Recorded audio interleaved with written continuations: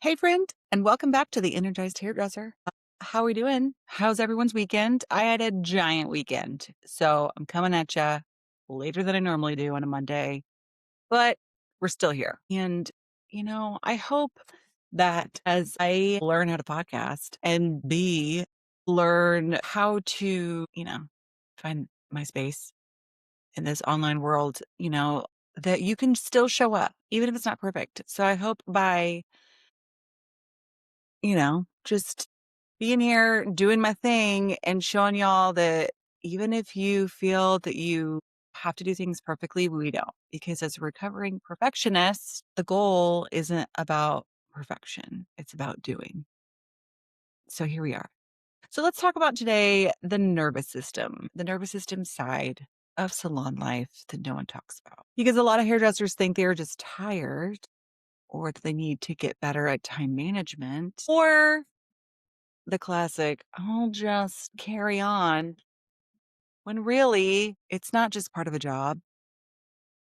But what I want to talk about today is that you're not just physically tired, and a lot of times you're also overstimulated, emotionally loaded, stuck in go mode. You're probably juggling work, home, your health, business goals, because business goals and then salon, daily life are two separate things. So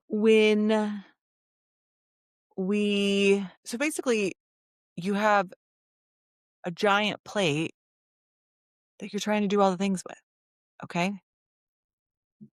And being tired and then also being overstimulated, emotionally loaded, and then always going, those are two separate conversations. So we're going to understand what's really going on. So you can stop shooting on yourself, stop thinking that you can't be consistent, and help you move forward. Okay. I want you to start realizing that your body actually needs support for the kind of work that you do. That's what I want from this episode. I want to help you understand why salon life can feel so draining in ways that goes beyond just standing all day. And I want to give you some simple strategies to regulate your nervous system without needing to completely change your life. Because the goal around here is not to exit salon life. The goal is to have the tools to help your body feel safer inside of it. All right. So let's get into it. I'm excited. Okay. We're going to divide this into some different parts. Hairdressers carry more than physical fatigue. Let's say that 3 times fast. Physical fatigue. No. I think that one of the hardest parts about salon life is that so much of exhaustion is invisible. The mental load, and we hear a lot about mental load. And I'm going to assume that if my marketing is correct, you're also probably caring for other individuals.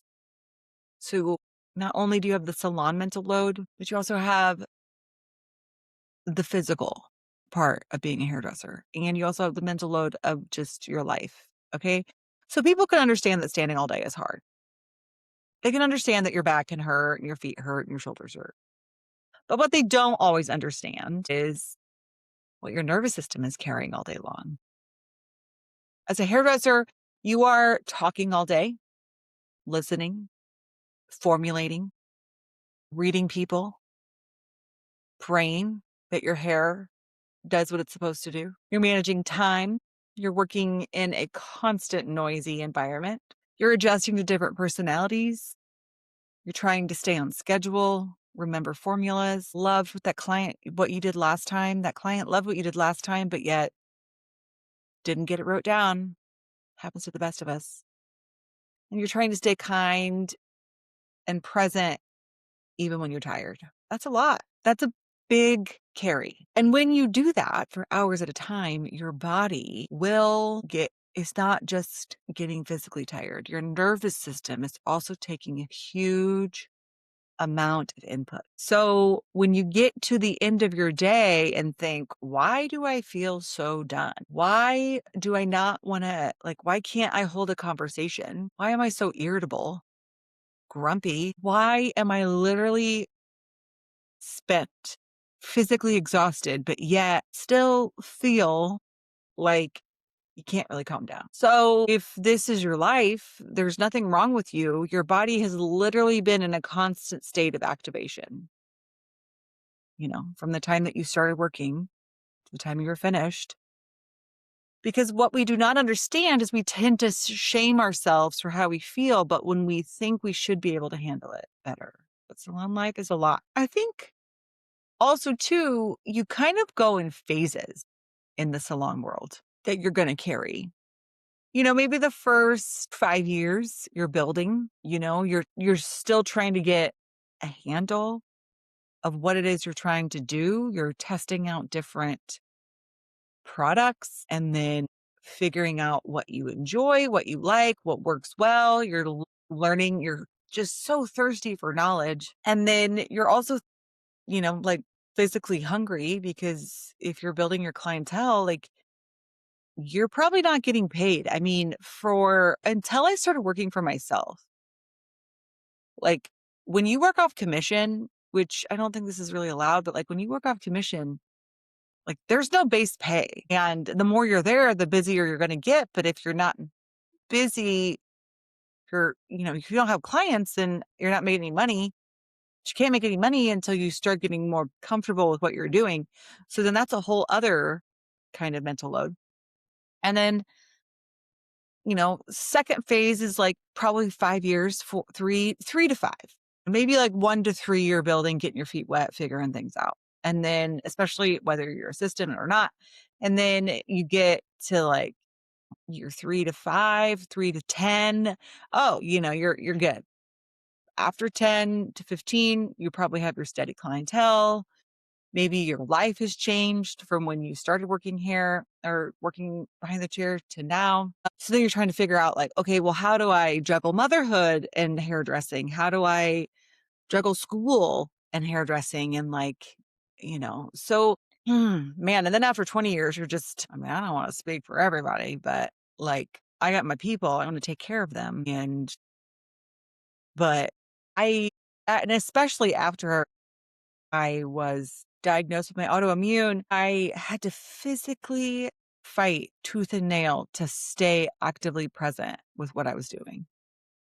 You know, so that's a whole other podcast, like the things that I would tell myself when I did not feel well. Okay. So you're carrying a lot. So let's go to the second part of this. So your nervous system is overloaded. Like, what does that look like in your salon day? Because I think sometimes people hear the nervous system, like dysregulation, and like, what is that? Like, it's very clinical. I mean, even though it's normal, but dysregulation. And I mean, we all have a nervous system, whether we work behind the chair or healthcare or whatever it is, but making sure we're regulated, you know. But what does that look like? Dysregulation. Before we know what regulated looks like, what does dysregulation look like? So it can show up in different ways, but feeling instantly irritated when one more thing gets added to your day. You're kind of feeling snappy. You really don't have a lot of space. Maybe your schedule is so full. You don't have a lot of space, for extra highlights or just different services. Like one strategy for people to build their wealth, especially for the longest time before like social media, when I was starting out, was like add-ons. Well, just add on a conditioning treatment, add on a mini highlight. Well, if you're jammed with people, your nervous system can't handle that. Feeling mentally foggy or forgetful and struggling to stay focused. And I'm not talking just like, your generic ADHD struggles, just like what were we talking about? Like holding a conversation. The noise gets to you, the radio, all of a sudden you're like, why is this radio so loud? Your eyes twitching, like, ugh. How you feel after your shift when you crash or when you just kind of zone out. That's a sign of nervous system dysregulation. The silence, I kind of joked about, I wouldn't say joke, but I talked about, especially on TikTok. I started posting regularly last August, so August of 25. And I started on TikTok because I was on TikTok all day. And then around November, I switched to Instagram. And so now it's like I've been consistently posting to Instagram, so I'm not on TikTok as much. But one of my first posts that got a lot of traction was, when you drive home in silence. And people are like, oh, yeah, I drive home in silence all the time. Well, we drive home in silence because your nervous system is dysregulated. I meant that like how we work is why you're doing that, not like, oh, drive home in silence. So it's kind of interesting when you feel like shaky, scattered, or emotionally like just, I mean, fragile, like you just worked so hard. You just want someone to like kind of take care of you, feeling talked out, touched out, wanting to get home and like hug your baby so much, but yet you are just tapped, I've been here. And I'm going to say that a lot of other people have been here too. Because a lot of stylists don't come home just tired. Okay. They come home also you're kind of wound up. Like you've had a big day and it feels confusing. Like I'm exhausted, but like I literally feel like I'm buzzing. And you think I've been on my feet all day, but why can't I settle down? Or when like relaxation isn't like actively feeling better, you're just kind of numbing. But when your body has been at high alert, rushing, problem solving all day, you can't just immediately shift into rest mode. You kind of need to steps, right? So you could be tired and activated at the same time. So that's why some people get home and they feel kind of just checked out, numb, or overstimulated, where you need people to like leave you alone for a little while. It's not because you just don't want to be around your family. It's because you've been on all day long and you've been carrying so much that there's no like need time to kind of come back down from all of that. And I think that the hairdressers really need permission to understand this. Okay. So the third part is like salon life is going to keep us in this on state if we don't shift. So why does salon life do this to us? There's like you know, the biggest reason is because there's constant noise and conversation all the time. Like salon is full of input. There's music, there's blow dryers, there's conversations, there's your coworkers, there's questions, the hair. I mean, we're working with people's hair. I don't know about you, but I like my hair. And then if you're meeting someone new, you got to like manage their energy, like their feelings, what they got going on there. So even if you love people, your brain is still constantly processing. There's not a lot of quiet time. There's not a lot of pause and stillness. Not to mention that doing any of this has really never been talked about. You work through lunch. You don't take a break. You you're there all the time whether you're making money or not. Okay? That's a lot. Your nervous system is going to feel it. So then we have like the emotional labor, which is huge. Hairdressers hold a lot emotionally. You're making clients feel very comfortable. You're managing expectations. You're you're affirming their choices. You're listening to their stories. You're adjusting your energy to match what that person in your chair needs. You're holding their secrets. You're giving them pep talks. You're the one who is like, oh, I got to go see my hairdresser.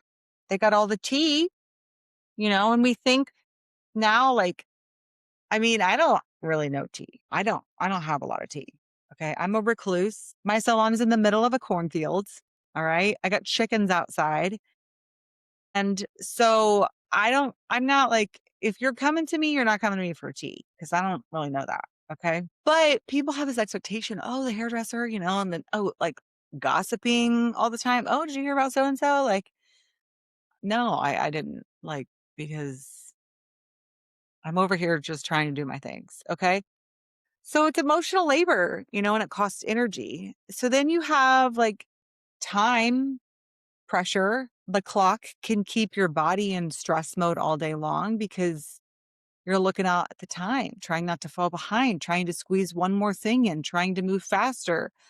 Shoot, it took 15 minutes longer for that blonde to get where it needed to be. And now am I going to have time for my blow dry or am I going to have time for that toner to fully process? Your body can start to interpret the whole day as urgency even if nothing huge is going wrong, your body still needs to like it still feels that pace. It feels the pressure. And over time it adds up. So the other part is that, like, we don't have transitions between clients. Okay. You go from sweeping up your hair to the loud, handy eye vac that sucks up the hair, which is great, or, and then you move on to your next one. There's a lot of hairdressers that go from one client to the next with no breath, water, bathroom break, pause, reset. So the body never gets a chance to calm down. It just keeps sticking, it just keeps stacking stress on all day long. So then when you're done with your shift, it's not one hard moment that made you feel wrecked. It's the buildup of 20, 100, bajillion different things that never got processed. So that's why this matters. That's why you're feeling wrecked at the end of the day. Do you feel seen? I hope so. No, learning about this doesn't mean that salon life is bad and you don't have to leave the industry. It's just the point is like, oh my gosh, this job is awful. I should get a different one. No, the point is you need support that matches the actual reality of the work you do. How many of us have honestly sat down and like, wrote out how long a service actually takes? Like, if you were to do, you know, I mean, a root touch up is going to be a little different than a full color. And then you have short hair, long hair, thick hair, full hair. You have all kinds of different textures. Like, you kind of have to make it a little standard, but you know, I always say like there's that sneaky hair type that's like kind of they're blonde, but then they're really like a natural level 6, but they lift really well, but it takes a long time. And then of course you throw in a wild wave pattern in there and you're like, oh my gosh, this takes forever to blow dry. Needing support that actually matches the reality of our work. Are we doing that? That's different. You don't need a completely stress-free life to feel better. We don't need a perfect routine that only works on our best days. And you don't necessarily need a whole life rehaul. You just need some tools, some small tools that help your body feel safer in the middle of all of this wild, full human salon day. That is the work that we're talking about. We're not like running away from salon life. We're not getting a different career. We're learning how to support it. And I think it's such an important shift for hairdressers because so many women behind the chair are working hard, lovable, capable. We're committed to the work we're doing, but we need some support. What's wrong with that? Nothing. Well, let's talk about support. So how do we make this simple ways to like regulate your energy during a real salon day? I do love being able to give solutions to the problems we face. Okay, so let's start our day more grounded. If your day is going to start busy, loud, full, we got to like learn how to not begin it in panic mode. So even like a 5-minute start your workday ritual can look like sitting in your car for a few minutes before you walk in, breathing, mentally saying, I get to go to work now. And today is going to be good. Telling yourself, I get to work. Everything is fine. Take a few slow breaths. It could be looking over your schedule before the day starts. I think this is pretty common. And thinking, I have a great day today. It could be drinking some water before your first client, eating that real sturdy meal before your shift instead of just drinking coffee all morning. The goal is not to have like some miracle 47 bajillion minute routine. The goal is to tell your body, we are not in crisis mode. You can feel safe. The second thing you could do, which is huge for yourself, is build in tiny reset moments between clients, at the shampoo bowl, while you're blow drying. And this is like a useful thing because we're going to do all of those things anyway. You're going to be shampooing. You're going to be blow drying. So it doesn't need to be a huge break, but these little breaks. So having a reset is like one deep breath, a sip of water, dropping your shoulders, unclenching your jaw. It could be a nice big yawn, arms up, like leaning over, stretching out. As you can tell, I'm doing that right now. It's taking time to go to the bathroom. Gosh, I've already talked about how much we do all day, and then we're just like holding it, like, you know, greeting somebody doing the potty dance. Like, especially if you're like down in 6 drinks, you got to go potty. Okay. So these tiny moments can interrupt the buildup. It can, we feel exhausted because the whole day we're spent in reactive mode. Doing these things can kind of help. Whoop, I'm fine. It tells the brain that you are fine. Gives your nervous system a chance to come down a notch instead of staying braced all day long. Okay. These don't have to be fancy to count. All right. Another simple thing you can do is just slow down your consultation.